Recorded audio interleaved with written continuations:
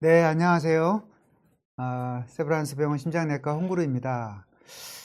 제가 지지난주에 아마 방송을 했고요. 지난주에는 해외 출장에 있어서 갔다 왔다가, 또 여러분들을 만나 뵙게 됐습니다. 지난번에는 고혈압의 어떤, 오해와 진실에 대해서 말씀을 드렸다면, 오늘은 그 후속편으로 고혈압과 비슷한 내용인데요. 어떻게 하면 심장과 혈관을 앓지 않게 하는 방법이 있는지 한번 저 나름대로 여러 가지 방법들을 말씀을 드리도록 하겠습니다. 오늘 오후에 제가 외래를 한 80분 정도 외래를 봤었는데요. 제가 주로 보는 환자분들이 대부분 심장 판막 질환이나 아니면 심부전증 또 이런 분들이 많다 보니까 사실 저희 외래에 단순 고혈압이나 고지혈증으로 외래를 오시는 분들은 거의 없고요. 이제 거의 심장에 있는 여러 가지 문제들 때문에 수술이나 시술이 필요한 분들이 주로 많이 오십니다. 그래서 오늘 오후에 이제 보다 보니까 생각보다 오늘 90세 이상 분들이 많이 오셨어요. 90세 이상 분들을 보면 제가 보면서 오히려 70대를 지나가고 한 80대가 넘으신 분들은 오히려 더 튼튼하고 또 총명하고 더 이렇게 말씀도 잘하시고 90세가 넘어가신 분들은 유전자가 좋아서 그러신지 굉장히 건강하신 분들이 많습니다. 또 저희들이 시술이나 이런 걸 하더라도 잘 견디시고요. 또 회복도 빠르시고 오늘도 오신 분 중에 뭐 어르신 왜 이렇게 건강하세요? 그러니까 제가 90세, 100세 이상 환자분들이 그래도 꽤 있는 편인데 그분들을 이렇게 만나보면 공통적으로 가지고 있는 특성이 세 가지가 있는데 뭘까요? 뭐 물론 그분들이 나이가 많으시니까 당연히 심장은 문제가 있죠. 심장 초음파나 이런 걸 해보면 심장 기능도 문제가 있고 여러 가지 문제가 있지만 그분들의 제일 세 가지 특징, 90세 이상을 건강하게 사시는 분. 첫 번째는 대부분 긍정적인 생각을 많이 가지고 계세요. 거의 뭐 어떤 분은 뭐 오늘 갑자기 외래 예정이 없는데도 오셔가지고 제가 어떻게 오셨냐고 물어보니까 뭐 제가 중국 놀러 가야 되는데 한번 건강 검진하러 왔다라든지 굉장히 아주 느긋하고 긍정적인 분들이 많습니다. 특히 뭐 이렇게 좀 어디 가더라도 좀 빨리빨리 가고 이런 게 별로 없이 옆에 있는 보호자분들한테도 뭐 기다리시더라도 역정이나 이런 거 내는 거 없이 굉장히 차분하시고 긍정적인 분들이 많고요. 두 번째는 소식하시는 분들입니다. 절대 많이 안 드시고요. 뭐 고기나 이런 것들을 즐기는 것보다는 오히려 밥이나 나물 이런 걸 조금씩 드시는 분들, 이런 분들이 많고, 세 번째는 주기적으로 검사나 이런 것들 굉장히 잘 받으시는, 특히 제가 이렇게 말씀드린 내용에 대해서 뭐 담배를 끊으셔야 된다 그러면 딱 그 자리에서 끊어버리시고, 뭐 술도 줄이셔야 된다면 딱 그 자리에서 실천하시고, 운동해야 된다 그러면 그 자리에서 바로바로 하시는 분들, 이런 분들이 굉장히 오래 사시는 걸 볼 수 있습니다. 헤어스타일 똑같은데요. 저 머리가 길어서 그러나 오늘 제가 좀 부시시하게 와서 그런 건가요? 헤어스타일이 바뀌지는 않았고 좀 머리 손질한 지가 좀 오래되는 바람에 아마 그런 것 같습니다. 자, 그래서 이런 세 가지 특성을 가지시면 상당히 90세가 되시더라도 건강한 삶을 유지할 수가 있는데요. 자, 그러면 뭐 그렇게 오래 사는 건 좋은 건데 심장과 혈관을 그러면 늙지 않아야 돼. 이런 분들도 심장과 혈관은 문제가 당연히 저한테 왔으니까 당연히 문제가 있으시겠죠.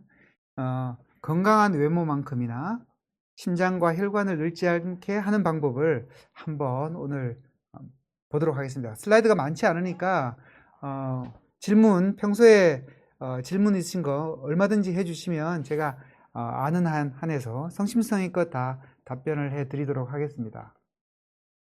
자, 이제 문제는 우리가 고혈압이다 뭐다 이렇게 하는 게 스타일이 전부 다 약간 바뀌어 보이신다 그러는데 외국 갔다 와서 그런가요?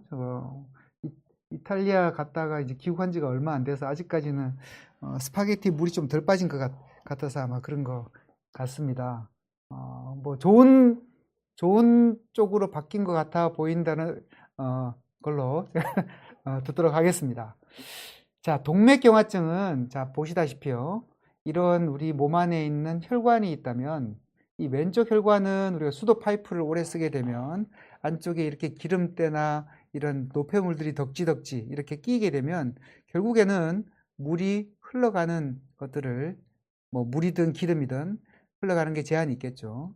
하지만 오른쪽 파이프는 굉장히 깨끗하기 때문에 이렇게 매끈한 면으로 오랫동안 유지하게 되면 아무리 오래된 파이프도 잘 유지가 될 수가 있다는 것이죠. 자, 그 윤희님께서 당뇨가 있으니 1년에 2번 체크 받아 보니까 자연적으로 건강을 좀 더 챙기게 됩니다.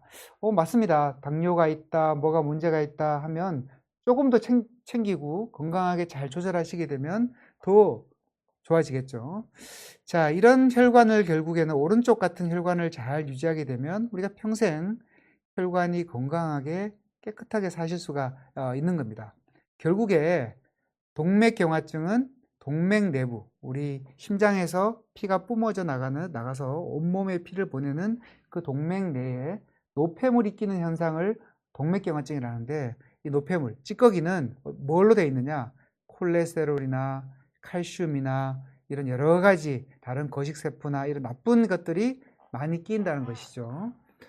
자, 윤희님께서 하트 스캔 받아보니까 칼슘 스코어 0 받으셨다는데, 이것도 칼슘 스코어도, 자, 오늘 들어오신 분들한테 말씀드리는 거는, 칼슘 스코어는 우리가 그 CT를 찍어서 조영제를 쓰지 않고 봤을 때, 이 몸 안에 칼슘이 있게 되면, 이 노폐물이 오래되게 되면 하얗게 보이게 됩니다. 칼슘, 석회화가 보이기 때문에, 이런 칼슘 스코어가 0이라는 말은 이런 노폐물, 칼슘이 적다는 건데, 자, 이게 적다는 거는 우리 혈관 내에도 이런 노폐물이 있을 확률이 적다는 것이죠. 어떤 분들은 칼슘 스코어 0인데도 당연히 이런 동맥경화증이 있는 경우도 있습니다.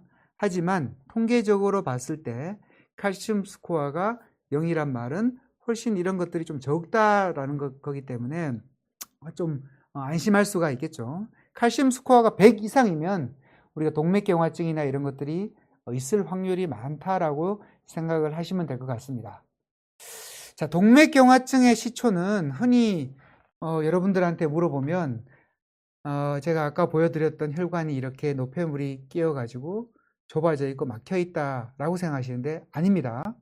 동맥경화증의 시초는 바로 이 동맥 내에 있는 혈관 내에 있는 이 세포들의 손상이 시작입니다. 아무런 우리가 찌꺼기가 안 끼어 있고 매끈한 혈관인데도 동맥경화증이 이제 있는 경우가 있는데, 이런 것들은 이 혈관 내피세포 손상이 시작이란 것이죠.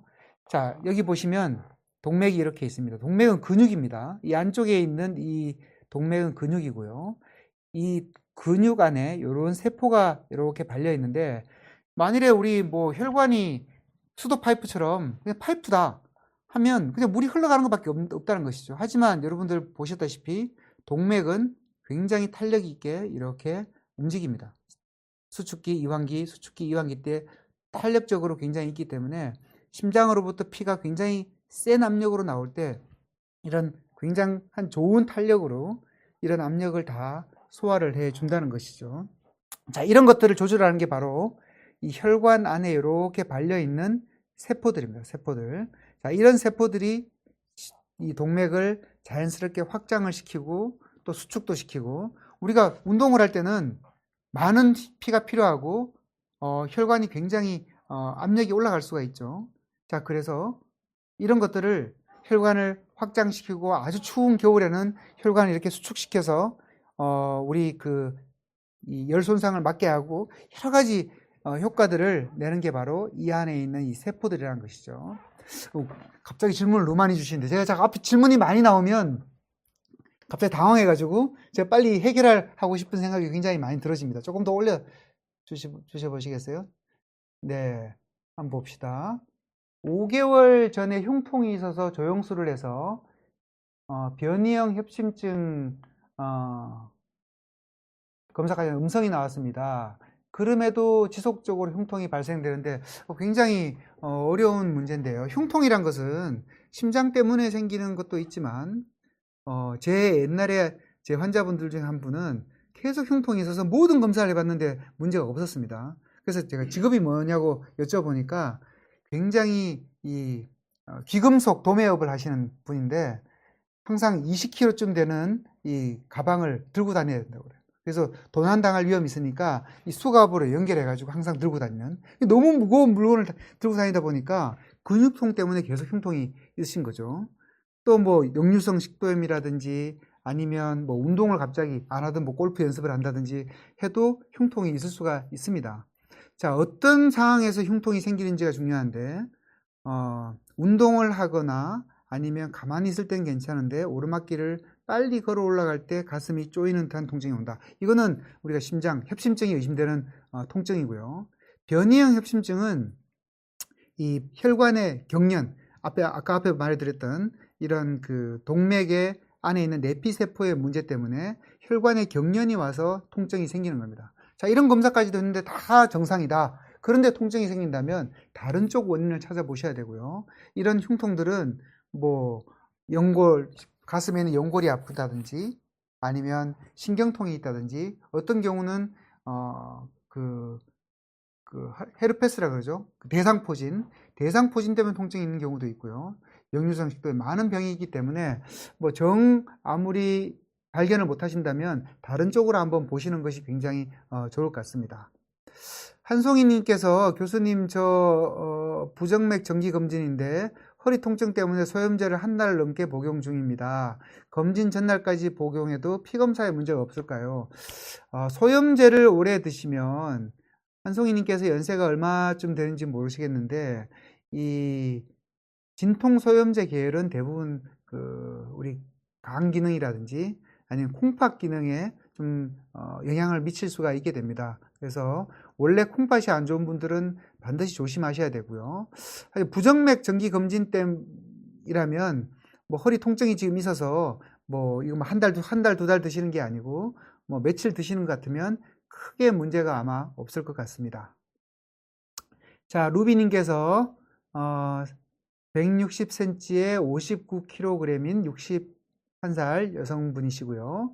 고혈압, 이상지질혈증, 복부 비만이라고 해서 건강검진이 나와서 식전 혈당 검사가 115, 헤모글로빈 A1C나 이런 6.1%, 그 다음 총 콜레스테롤 236.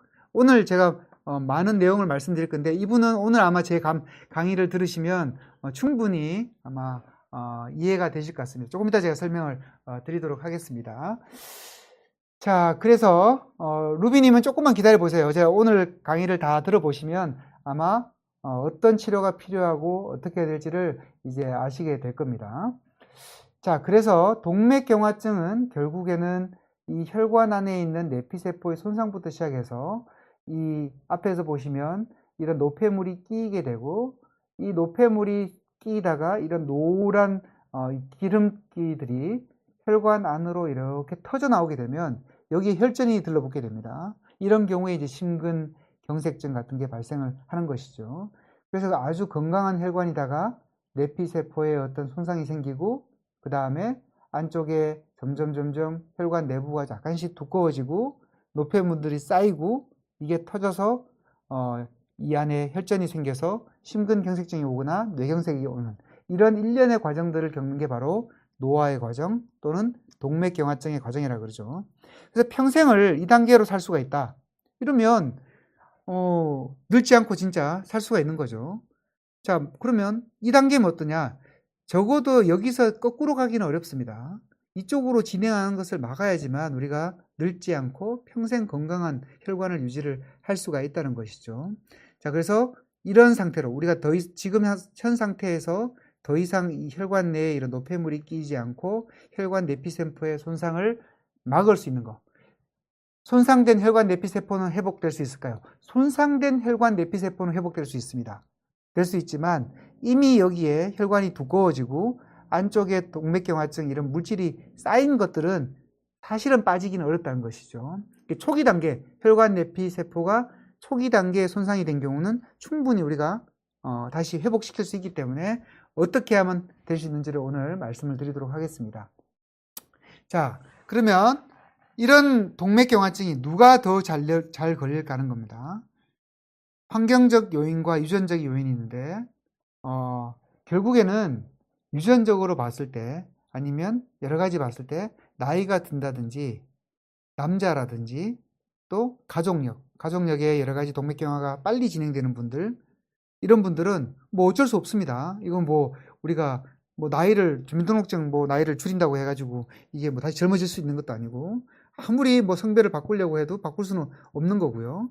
뭐 가족력들도 뭐 부모님 딴 집에 호적을 판다고 해가지고 내 가족력이 바뀌는 건 아니기 때문에 이거는 바꿀 수가 없는 인자입니다. 하지만 다른 쪽은 충분히 바꿀 수 있는 요인들이 있다는 것이죠. 동맥경화증이 결국에 제일 많이 생기는 이 빨간색 4가지입니다. 고지혈증, 고혈압, 당뇨병 3가지가 아주 많이 생기는 거고요. 그 다음에 많은 게 흡연입니다. 흡연. 담배 피시면 이건 한 대 피실 때마다 1분 30초씩 수명 줄어든다고 생각을 하시면 됩니다. 그리고 흡연을 하나 할 때마다 내 동맥 내에는 이런 피로 물질이나 노폐물이 쌓이고 있다. 이런 것들이 충분히 생긴다고 생각하셔야 되고요. 그 외 비만이라든지 고지방식이, 스트레스, 운동 부족, 그 다음에 성격이 급한 경우, 이런 경우도 다 환경적인 요인으로 동맥경화증을 더 만들 수 있다는 것이죠. 송파리님께서 아까 질문 주셨던 변이형 검사를 음성이 나왔다는데 이 검사 위에서 조영수를 한 것이 후유증이 생길 수 있을까요? 언제 하셨는지 모르는데 이 관상동맥 조영술이란 게 직접 혈관 안으로 우리가 관을 넣어서 우리 그 방사선을 찍었을 때 볼 수 있는 물감을 넣는 겁니다. 그래서 이런 물감을 넣었을 때 이 콩팥이나 이런 여러 가지 문제들을 좀 악화시킬 수가, 콩팥 뭐이 안 좋은 분들한테는 문제를 만들 수 있는데 그리고 변이형 유발 검사를 위해서 일시적으로 혈관을 수축시키고 이완시키는 약을 쓸 수가 있는데 이런 것들은 대부분 일시적인 거기 때문에 큰 후유증이 없고요. 검사 후에 뭐 일시적으로 혈관에 뭐 지혈이 안 된다든지 뭐 안에 피가 고였다든지 뭐 이런 문제는 생길 수 있지만 만일에 콩팥 문제가 없고 큰 문제가 없다면 뭐 크게 문제가 없다라고 생각하시면 될 것 같습니다. 김영린님께서 가끔 가다 가슴이 콕콕 쑤시는 건 괜찮은 건가요? 콕콕 쑤시는 건 뭐 저도 콕콕 쑤십니다. 뭐 여러 가지 쑤시는데 이 가슴이 콕콕 쑤시는 게 여러 가지 원인이 있는데 대부분 제일 많은 경우는 우리가 역류성 식도염이라고 해서 위산이 역류될 때 콕콕 쑤시는데 이게 내가 사람들이 걱정이 되는 거는 혹시나 심장 문제 때문에 이렇게 심장 콕콕 쑤시고 아픈 게 아닐까라고 걱정을 하시게 되는데 자, 여기 명심하셔야 됩니다. 보통 심장이 안 좋은 거는 대부분 운동하거나 갑자기 빨리 뛴다거나 오르막길 올라갈 때 가슴이 쑤시고 아픈 경우, 이런 경우는 심장 때문일 가능성이 많고요. 가만히 있는데 그냥 콕콕 쑤시다가 괜찮다가 또 콕콕 쑤시다가 괜찮다가 이런 거는 대부분 심장 쪽 문제가 아니고 다른 역류성 식도염이나 신경통이나 다른 문제일 가능성이 많다라고 생각하시면 되고요. 고32께서 70세 여성분인데 갑자기 심장이 벌렁벌렁거립니다. 1시간 정도 후에 사라지는데 증상이 뭔가요? 보통 가슴이 두근두근 거린다를 벌렁벌렁거린다 뭐 여러 가지 쪽으로 말씀을 많이 해주시는데요. 1시간 정도 두근두근 거린다는 것은 어떤 상황이냐에 따라 달라집니다. 내가 굉장히 뭐 운동을 심하게 했다거나 아니면 긴장한다거나 흥분한 상태라거나 화가 난 상태에서 두근거리는 거 정상입니다. 정상인데 심신이 굉장히 평온한 상태에 가만히 TV를 보고 있거나 뭐 TV도 무서운 뭐 영화라든지 이런 건 아니죠. 막 굉장히 막 흥분해서 볼 수 있는 그런 영화나 드라마는 아니고 편안하게 앉아서 휴식을 취하고 있는데 가슴이 두근두근 덜컹거려서 두근두근거린다. 이게 보통 1시간 정도 지속된다면 이거는 부정맥일 가능성이 꽤 있습니다. 심장이 불규칙적으로 뛰는 부정맥일 수가 있기 때문에 정밀 검사를 해 보셔야 되고요. 만일에 잠시 생겼다가 한 10초 20초 정도 생겼다가 없어지고, 이런 분들은 정상인들한테도 부정맥이 있을 수 있기 때문에 크게 문제 없다라고 생각을 하시면 될 것 같습니다. 자, 현솔님께서 항암 8차 중에 5차가 지나가고 있고 심장에 혈전이 생겼다 해서 혈전약 복용 중입니다. 혈전약 복용으로 심장 혈전이 없어질 수 있나요? 어떤 암인지 모르겠지만 일부 암들, 특히 우리 유방암이나 아니면 그 임파선암 같은 경우에는 이 심장에 무리를 주는, 이런 심장에 부담을 주는 항암제를 쓰는 경우가 꽤 많습니다. 그래서 이런 항암 치료를 한 경우에 심장 기능이 떨어져서 심장에 혈전이 생긴 경우는 이 뇌경색이, 심장에서 혈전이 떨어져 나가서 이 뇌경색이 생길 위험성이 많기 때문에 혈전약을 복용을 하고요. 또 혈전이 또 발생하는 것을 예방하는 이런 약을 쓰게 됩니다. 뭐 우리 와파린이라든지 아니면 여러 가지 이 혈전이 생기지 않게 하는 피가 묽어지게 하는 약을 쓰게 되는데, 만약 혈전이 있다 하더라도 혈전약을 잘 복용하면 혈전이 당연히 없어질 수가 있고요. 하지만 이런 분들이 혈전이 없어졌다고 해서 약을 끊었을 때는 또 생길 수 있기 때문에 약을 끊고 뭐 하고 할 때는 꼭 이 주치의하고 상의를 꼭 하시는 게 좋습니다. 자, 질문이 굉장히 많으신데요. 사탕이님께서 자다가 악몽을 꾼 것도 아닌데 놀랬을 때처럼 가슴 쪽이 쎄하고 엄청 빨리 뛰다가 하곤 한다. 또 탄수화물류를 많이 섭취하면 심장이 꿀렁꿀렁합니다. 50대이고 갑상선 저하증이 있다고 했는데 약은 아직 미복용입니다 하셨습니다. 갑자기 자다가 심장이 엄청 빨리 뛴다고 하는데 얼마나 빨리 뛰는지는 이제 알 수는 없기 때문에 모든 사람들이 부정맥이란 것은 가지고 있는데, 이런 것들이 방금 말씀드렸다시피 잠시 생겼다가 없어지는 경우는 이 부정맥이 생기는 걸 내가 예민하게 느끼는 경우가 꽤 있습니다. 자, 이런 경우는 큰 문제가 안 되는데요.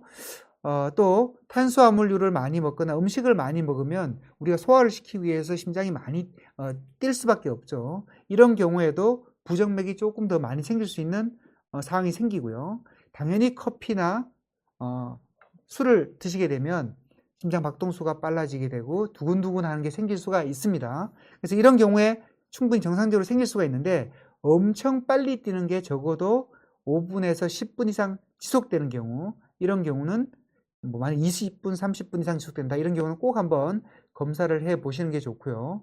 자, 갑상선 기능은 굉장히 심장 기능하고 밀접하게 관계가 있습니다. 그래서 갑상선 기능 항진증이 되게 되면 심장이 굉장히 빨리 뛰게 되고요. 갑상선 기능 저하증이 있게 되면 심장 기능이 오히려 떨어지게 되고 심장 주변에 이제 물이 찬다든지 이런 게 생길 수 있기 때문에 갑상선 기능 문제가 있는 분들은 반드시 심장 검사를 한번 같이 해 보시는 게 좋습니다. 자, 엄병권님께서 동맥경화 진단을 받았는데요. 운동하고 항혈전제 스타틴을 먹고 있는데 좋아지나요? 동맥경화가 어느 정도 이제 심하냐에 따라 달렸겠죠. 아까 제가 보여드렸던 이런 과정 중에 어느 과정에 있는지, 당연히 운동은 하시는 게 평생 하셔야 되고요.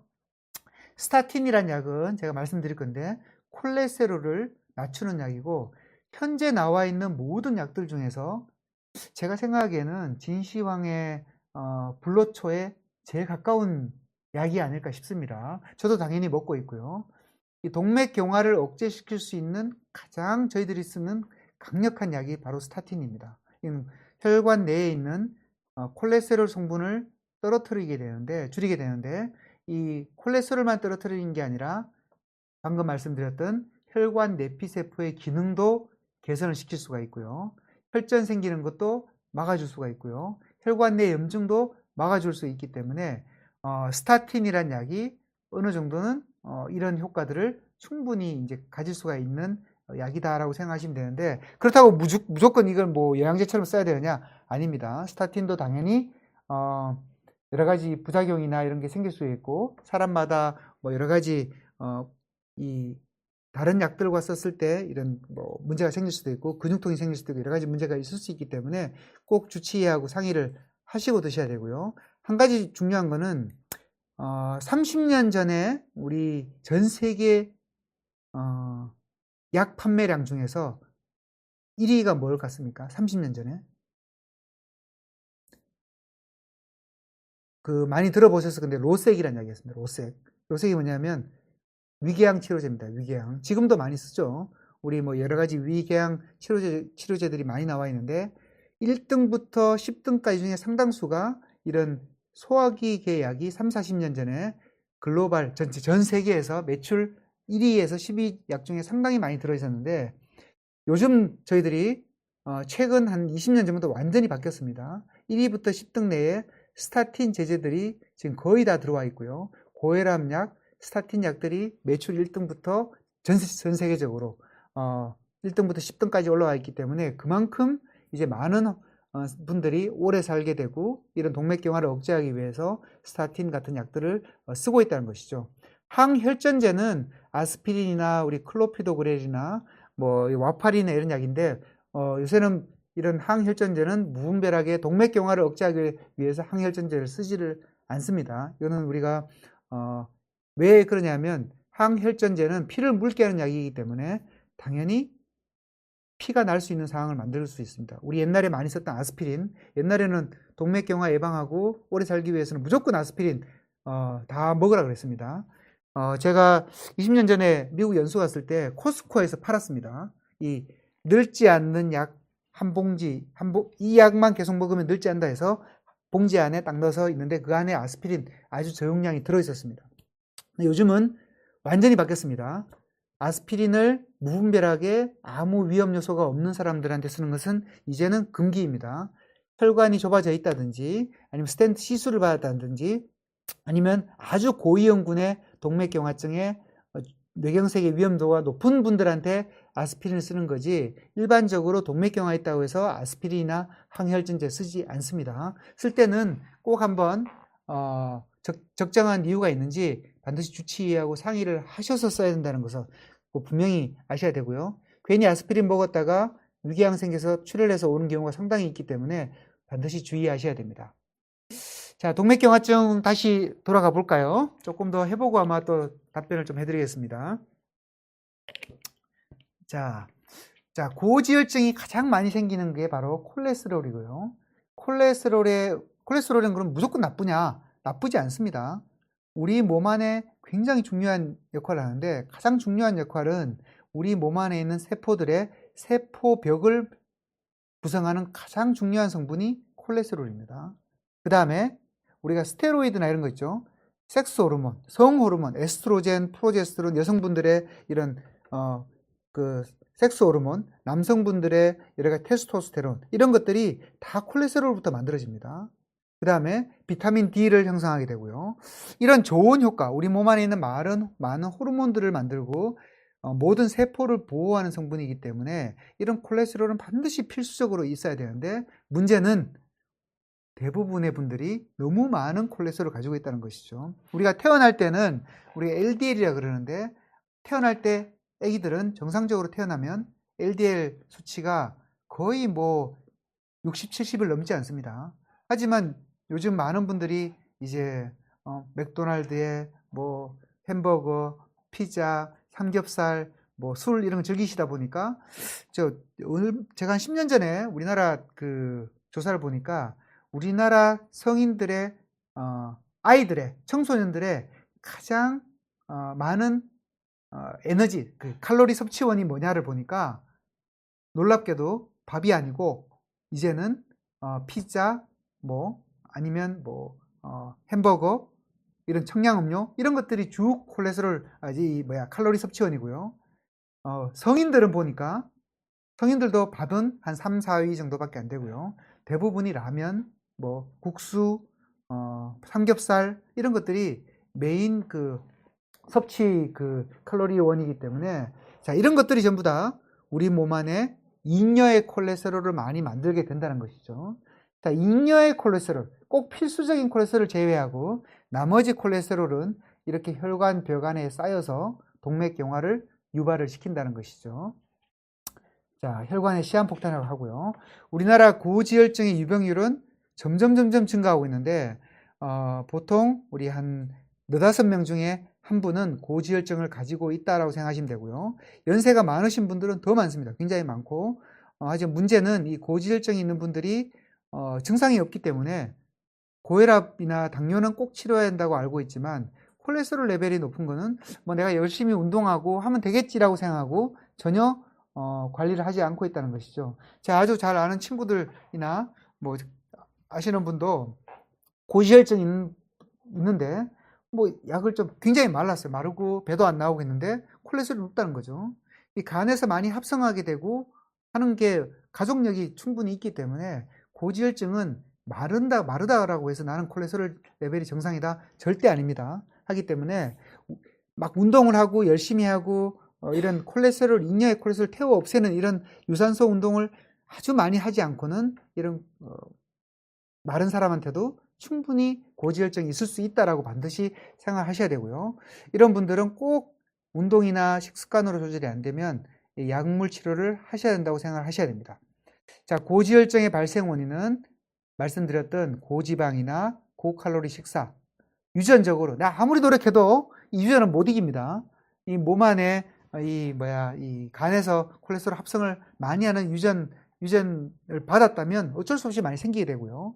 간 기능 장애가 있다든지 경구용 피임제를 복용한다든지 갑상선 기능이 떨어져 있다든지 당뇨병이 있다든지 음주, 술도 당연히 콜레스테롤을 올리겠지만 깡술로 먹지 않지 않습니까? 대부분 술 먹으면서 안주를 우리 뭐 먹습니까? 제일 많이 맥주 먹을 때는 치맥이고요.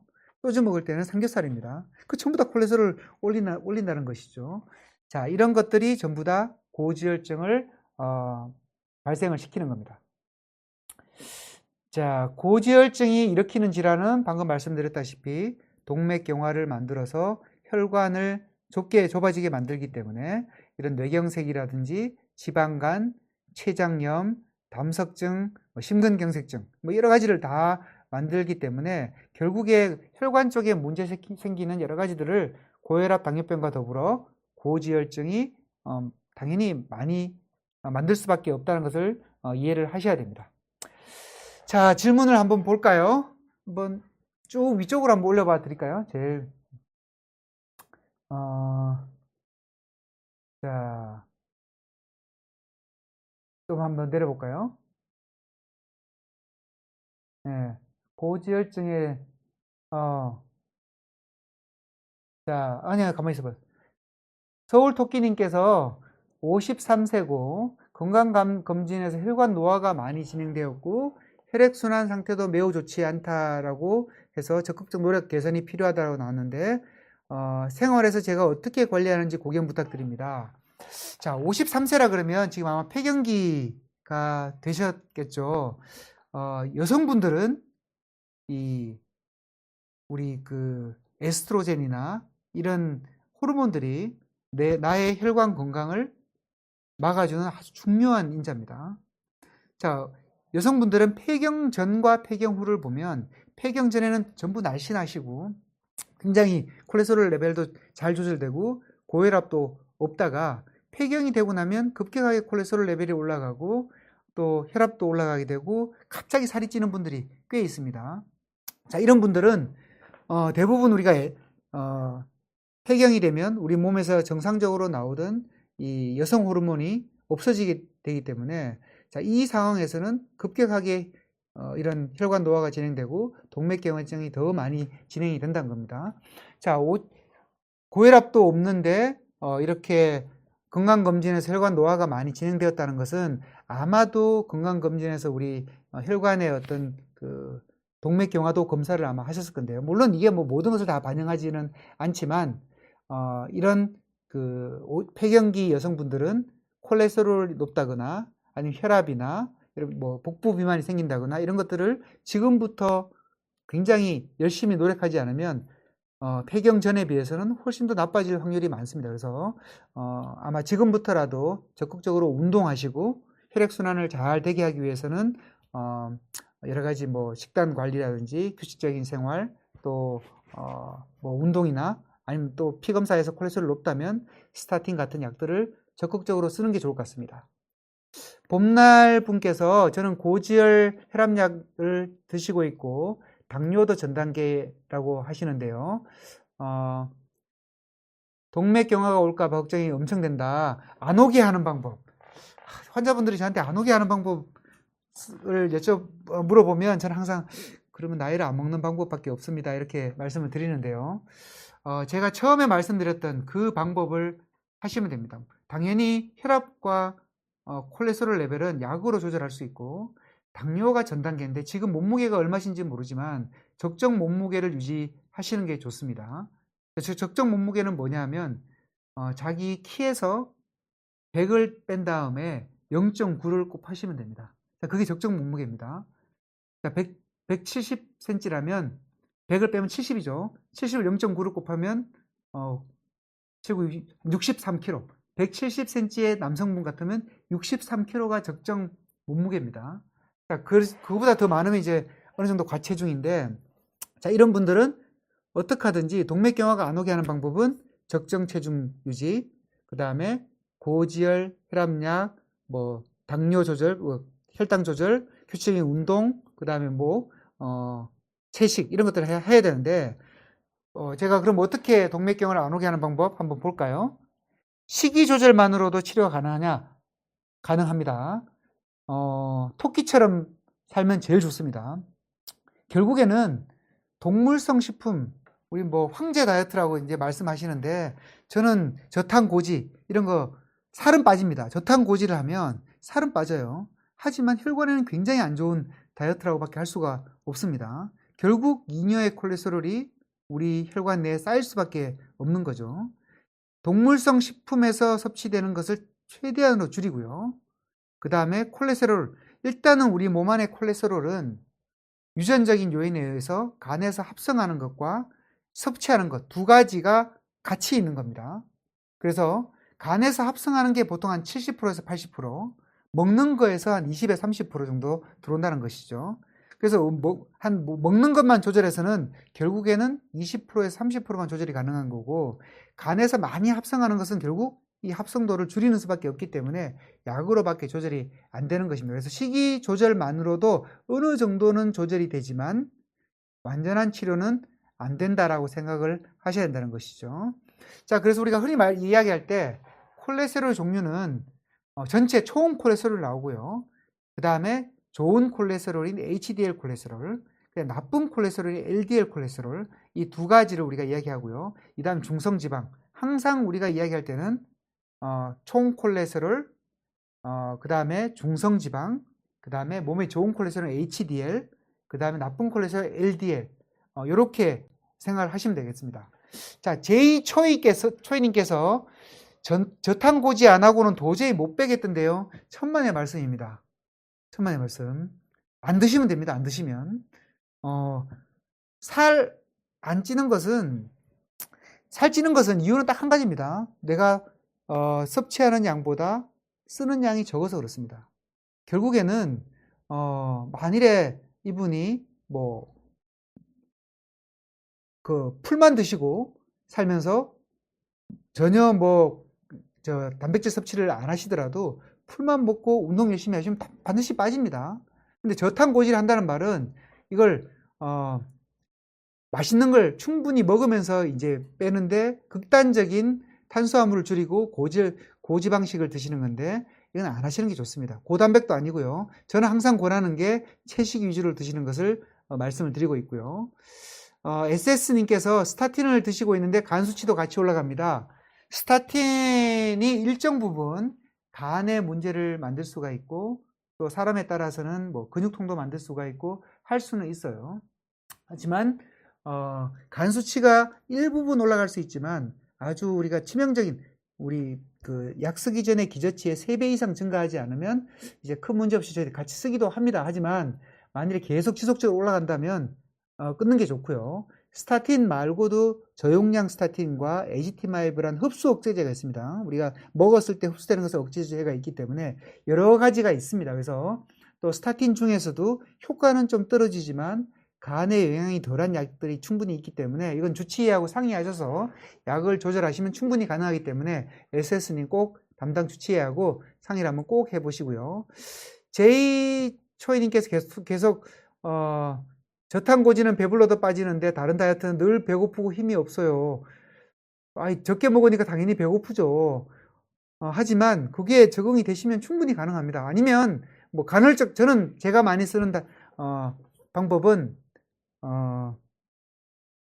간헐적 단식이 좋습니다. 결국에는 뭐 한 15시간에서 16시간 정도 이 공복기를 유지하는 게, 그리고 먹더라도 아주 조금씩 드시는 게 굉장히 좋다는 것이고요.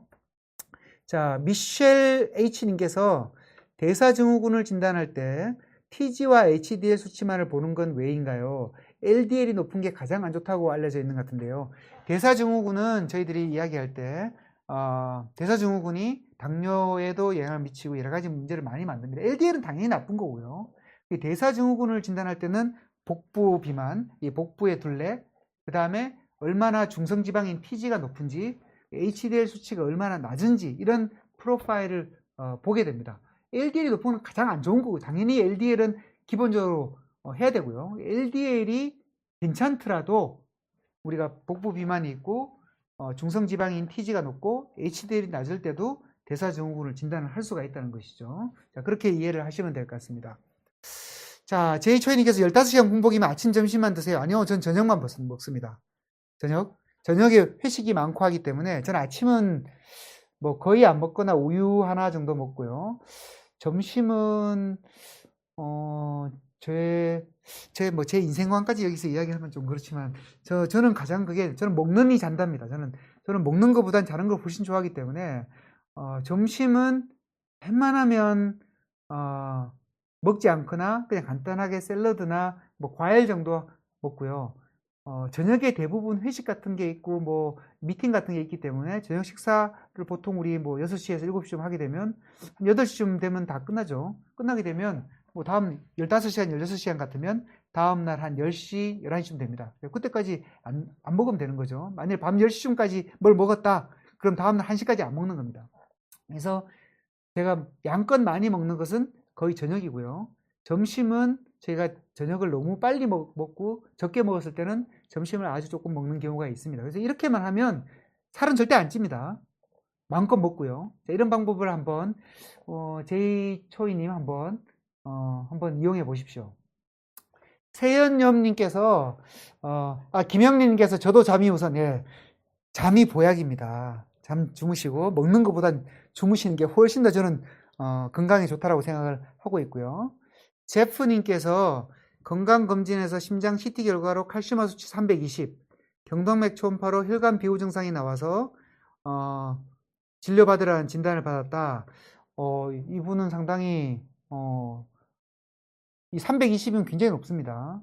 보통 우리가 그 칼슘 스코어로 320이면 상당히 우리 그 혈관 내에도 동맥경화가 진행이 됐을 가능성이 많기 때문에, 자, 가능하면 이 심장내과나 순환기내과에 한번 진료를 받아보시는 거 좋고요. 상급 의료기관 뭐 어느 정도 집 근처에 있는 3차 대학병원 정도면 충분히 아마 가능할 것 같습니다. 주변에 가서 혹시나 그 혈관이나 이런 다른 쪽에 문제가 있는지를 한번 보시는 게 좋을 것 같습니다. 자, 또 어떤 게 있나요? 나이 들고 그 정도 굶으면 저혈당 오던데요. 아닙니다. 소식을 조금씩 하시면 충분히 가능하고요. 견딜만 합니다. 한번 해보십시오. 한번 자기 패턴에 맞는 걸 하는 게 제일 좋고요. 콜레스테롤 약을 드시고 난 뒤에 콜레스테롤이 내려갔는데 계속 먹어야 된다. 진짜 중요한 질문입니다. 내가 생활 개선 요법을 통해서 적정 수준의 LDL 레벨, 제가 옛날에 한번 그걸 말씀을 드렸습니다. 동맥경화가 진행이 되지 않는 아마존에 있는 부족 이야기를 했습니다. 자, 그 부족은 아마존 정글에 있고요. 당연히 거기는 TV도 없고 인터넷도 없고 아무것도 없습니다. 없고 먹고 살기 위해서 하루에 한 15,000보 이상씩 항상 뛰어다니고 걸어다녀야 되고요. 동물이 별로 없으니까 대부분 우리 뭐 채식 위주로 먹고 뭐 물고기를 조금 잡는다거나 아니면 뭐 노루나 이런 게 한번 잡히면 전 부족이 한 번씩 나눠 먹고 한 달에 한 번 정도 이런 고기를 섭취하는 이런 분들이고요. 당연히 청양 음료나 인공 감미료가 들어간 거 없죠. 자, 이런 분들을 한번 조사를 해보니까 이 부족은 CT를 들고 가서 찍어보니까 동맥경화증이 거의 없더라는 것이죠. 자, 이 부족들의 평균 혈압이 얼마냐 하면 116에 75입니다.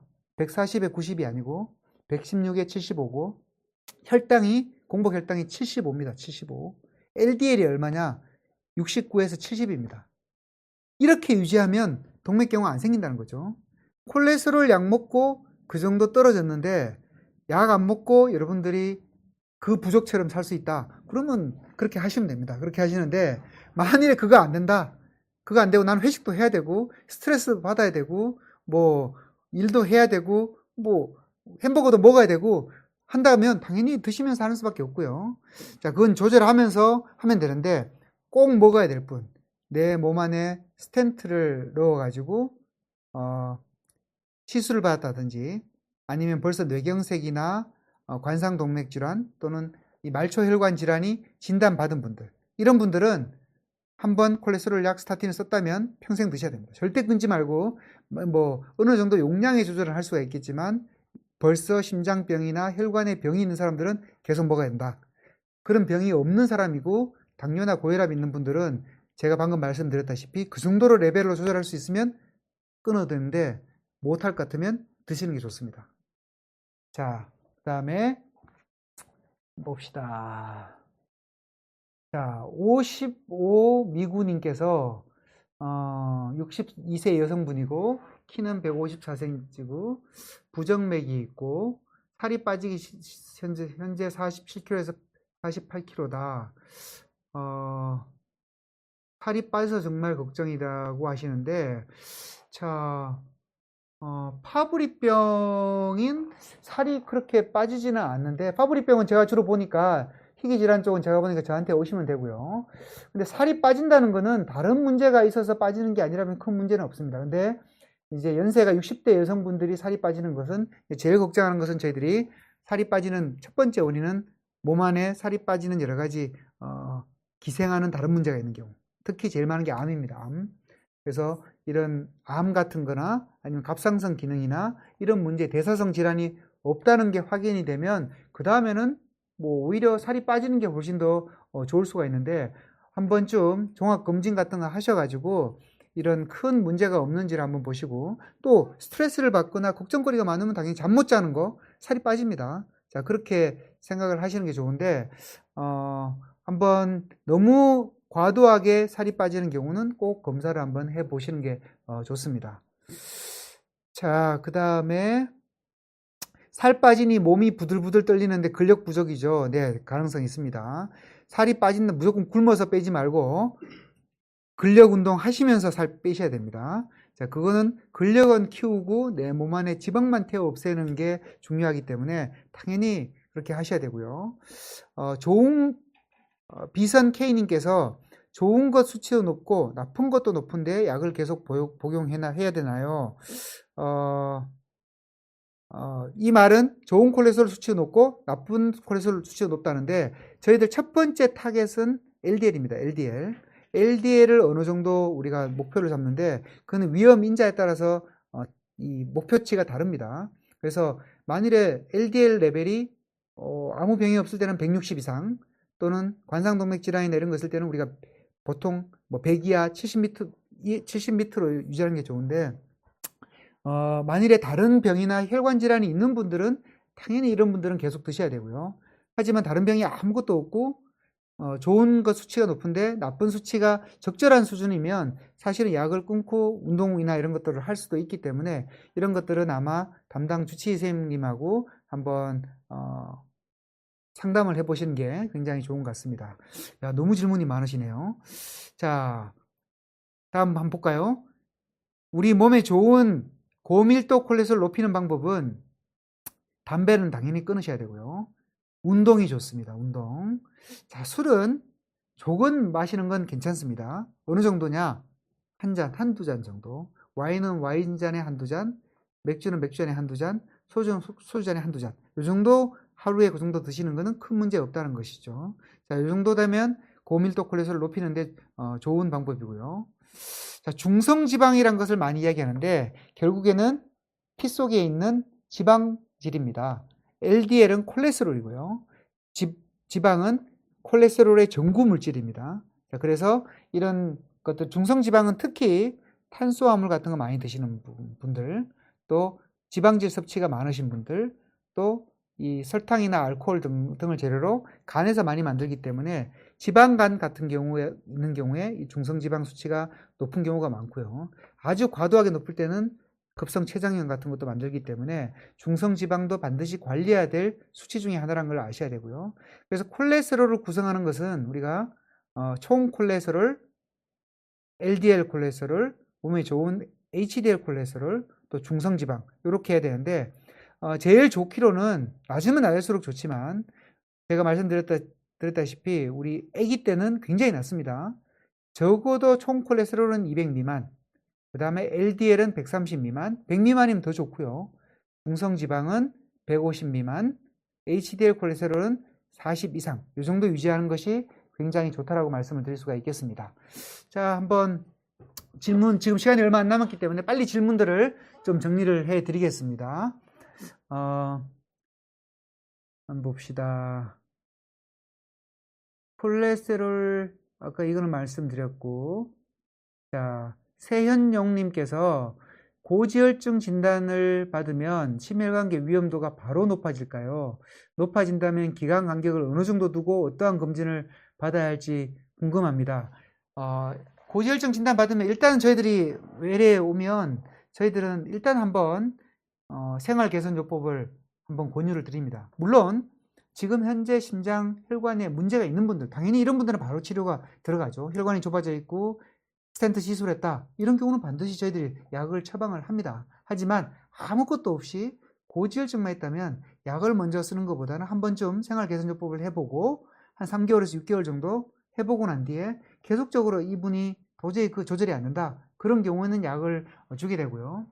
약을 쓰게 되면 보통 3개월에서 6개월 정도는 이 콜레스테롤 검사를, 제가 아까 말씀드렸던 콜레스테롤을 구성하는 4가지 총 콜레스테롤, 중성지방, LDL, HDL, 그 다음에 혈당 수치, 간 기능, 이런 것들은 우리가 주기적으로 검사를 해보는 게 좋습니다. 제이초이님께서 엄청 질문을 많이 하시는데 이제 다른 분들을 위해서 조금, 근데 질문이 좋은 겁니다. 이거 크레스토 5ml를 복용 중인데 빌리루빈 수치가 경계치에서 딱 걸리는데, 근데 빌리루빈 수치는 우리가 밥 먹고 하냐 안 먹고 하냐에 따라 차이가 굉장히 많이 나기 때문에 크게 걱정 안 하셔도 됩니다. 그리고 크레스토 5ml면 굉장히 아주 저용량이기 때문에 충분히 그냥 드셔도 되기 때문에 이 정도는 계속 유지하는 것이 좋습니다. 그 다음에 갑상선 기능 저하증을 말씀하여서 여쭤봅니다. 갑상선 기능이 정상으로 유지되면 괜찮은 거죠.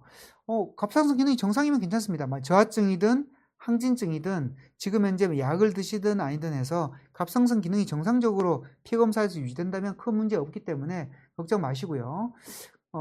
정기검진 가면 혈액검사 하는데 콜레스테롤 검사 주로 아마 하실걸요. 아마 기본적인 검사는 들어있기 때문에 아마 그대로 검사할 때 총 콜레스테롤 정도나 LDL 정도는 해보시는 게 좋을 것 같습니다. 자, 라이파이님께서 적당한 상황에서 설명 부탁드립니다. 70세 분인데 격일로 달리기를 하는데 근래에 들어서 6km쯤 달리면 심장이 콱 막힌 듯 하면서 머리가 다소 어지러워집니다. 속도를 줄이면서 천천히 뛰면 다시 회복되는데 웜다운 하면서 운동을 마칩니다. 70세 같으면 6km 정도면 달리는 게 아닐걸요. 시속 6km면 좀 가볍게 걷는 정도이기 때문에 오르막길이 아니면 큰 문제가 없는데 6km 정도는 빠른 건 아닙니다. 이 정도면 심장이 콱 막힌 듯 하면서 머리가 다소 어지러워진다면 이 정도까지는 안 하시는 게 좋고요. 속도를 조금 줄이셔가지고 본인의 컨디션에 맞춰서 하시는 게 좋습니다. 그래서 너무 막 심하게 달리는 것보다는 천천히 걸으면서 운동량을 증가시키는 것도 급하게 뛰지 마시고요. 적절하게 천천히 증가시키는 게 훨씬 좋다라고 말씀을 드릴 수가 있겠습니다. 트래커님께서 3년 전에 스텐트 시술하고 지난달에 CT를 받아봤는데 스텐트 바로 앞에 한 40-50% 정도 협착이 나왔는데 이해가 안 됩니다. 약도 약 잘 먹었고 스텐트 시술이 잘못되어서 그런지 아닌지 궁금하다라고 하시는데요. 자, 그 스텐트란 거는 우리 몸 심장 혈관 안에 좁아진 데를 다 이렇게 스텐트로 깔 수가 없습니다. 그거는 우리 메탈 자켓이라고 해서 스텐트가 들어가게 되면 오히려 더 동맥경화나 이런 것들을 더 악화시킬 수 있고 안에 혈전 같은 거 생길 위험성이 있습니다. 그래서 옛날에는 스텐트를 쫙 깔아서 다 막았는데 요즘은 그렇게 안 합니다. 아주 심한 데만 스텐트를 넣고 나머지 부분은 약물로 치료하죠. 특히 스텐트를 넣게 되면 스텐트 앞부분, 끝부분에 또 재협착이 오는 경우가 꽤 많습니다. 그래서 약을 우리가 굉장히 동맥경화를 억제시키는 스타틴이라든지 이런 것들을 굉장히 끊지 말고 먹으라는 게 바로 그것 때문이죠. 스텐트 시술 잘못돼서 그런 건 아니고요. 그 앞에 협착이 아니고 이게 시간이 지나면서 조금씩 새살이 차올라 온 거죠. 온 거기 때문에 충분히 생길 수가 있는데 40, 50%면 아직은 큰 문제 안 될 정도이기 때문에 지금부터라도 살 빼고 스타틴 잘 드시고 약 잘 드시면서 운동 열심히 하시면 더 진행만 더 안 하면 되기 때문에 걱정 안 하셔도 될 것 같습니다.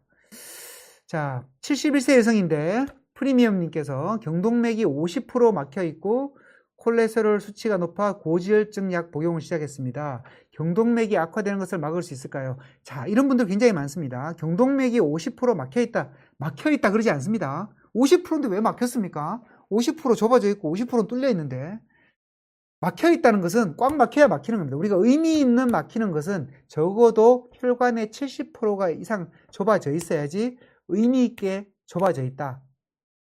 또 어느 정도 막혀 있다라고 이야기를 하기 때문에 50% 정도로 막혀 있다 그러지 않고요. 단 우리가 경동맥을 보는 이유는 경동맥이 막혔는지 안 막혔는지를 보는 게 아니고 검사로 우리 그 초음파 같은 검사를 해서 가장 쉽게 볼 수 있는 게 경동맥입니다. 경동맥이 50% 정도 좁아져 있다는 것은 다른 우리 몸에 있는 동맥들도 다 동맥경화가 진행이 되어 있을 가능성이 높다는 것을 반영한다는 것이죠. 그래서 이분이 경동맥이 50% 좁아져 있다고 여러 가지 약을 쓰는 게 아니라 경동맥이 50% 좁아져 있기 때문에 우리 몸 안에 있는 심장 안에 있는 혈관부터 시작해서 모두가 다 동맥경화증이 진행이 되어 있다고 생각했기 때문에 고지혈증 약을 복용을 시작했다는 것이죠. 악화되는 거 막을 수 있을까요? 막을 수 있습니다. 스타틴 열심히 드시고 혈압 잘 조절하시고 채식 위주로 하시고요. 그 다음에 운동 열심히 하시면 더 진행한 거 막을 수가 있습니다. 자, JYP님께서 동맥경화 초기가 있어서 크레스토 5ml를 3년째 드셨는데 며칠 전 검사에서 LDL이 114가 나와서 아토제스로 약을 바꾸자고 하셨습니다. 자, 크레스토 5ml는 굉장히 약한 약인데요. 3년째 먹었는데 LDL이 114라는 것은 아마도 이 정도 약을 먹어도 조절이 잘 되지 않고 다른 문제들이 꽤 있어서 아마 더 낮추려고 아토제시라는 약은 이 스타틴하고 흡수 억제제인 에지티마이브라는 약이 합쳐져 있는 약입니다. 더 효과가 좋다는 거죠. 우리가 먹었을 때 흡수되는 것까지 막아주기 때문에. 자, 운동 습관 관리 잘하면 거기까지 아마 안 바꾸셔도 될 것 같은데 아마 LDL이 114가 조금 높다라고 아마 주치의생님께서 생각을 하셔서 아마 그럴 것 같습니다. 그래서 한번 상의를 한번 해보시고 결정을 하시면 될 것 같습니다.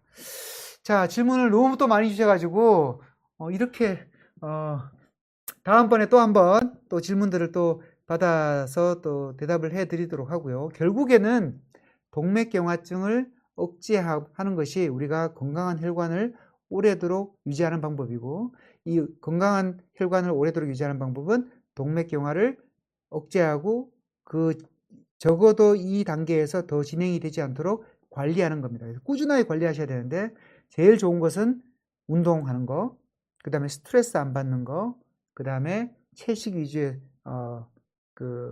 식단을 유지하는 거, 그 다음에 만일에 가족들 중에서 여러 가지 동맥경화성 질환이 있는 분들은 주기적으로 검사를 해 보시고 혈압이나 혈당이나 콜레스테롤 이런 것들을 주기적으로 잘 한번 조절하시는 것이 가장 좋은 방법이라는 것을 명심을 했으면 좋겠습니다. 시간이 너무 빨리 가네요. 오늘은 그 슬라이드를 좀 줄여서 많은 대답을 해주려고 했는데 너무 많이 질문해 주셔서 진심으로 감사드립니다. 다음에 또 혹시 좋은 시간을 가지고 또 많은 답변을 해 드리도록 하겠습니다. 다시 한번 감사드리면서 오늘 방송을 마치도록 하겠습니다. 네, 감사합니다.